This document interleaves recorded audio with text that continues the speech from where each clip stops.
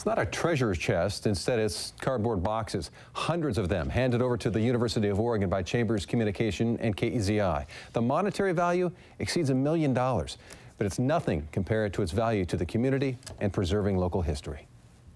Roughly 50 years of historical moments, breaking news, President Kennedy died, broadcasts and sporting events Steve Prefontaine of the United States, captured by KEZI journalists, all boxed up at Chambers Communications and handed over to the University of Oregon.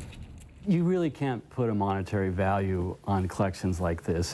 They have deep cultural and historical value. 450 boxes just like these, each with 15 to 20 tapes inside.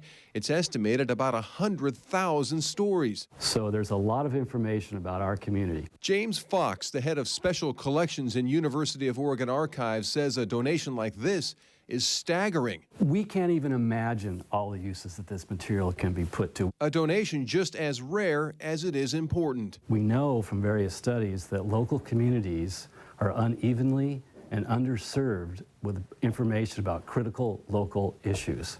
And this archive gets right to that. And then the unthinkable happened.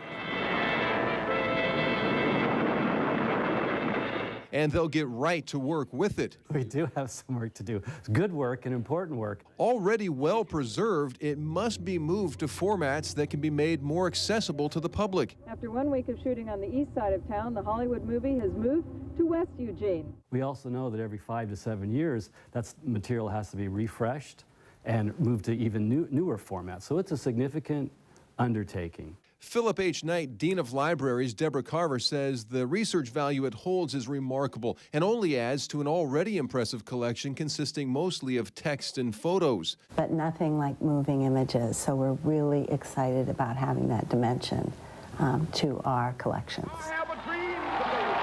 She says a good example of its research value is civil rights, a local account of what was happening during a time the country was filled with turmoil. And to see that and hear how people were communicating back then, that adds a dimension to the understanding of the civil rights era that you can't get by just reading text and looking at pictures.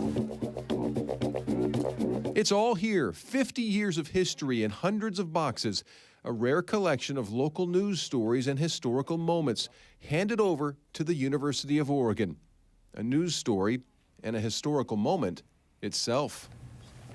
Now, it is going to be a couple of years before the public has access to the archives. Requests can be made, but it is already in use. The documentary team is here right now working on the history of running, and the video they want, Steve Prefontaine, and they have lots to work with.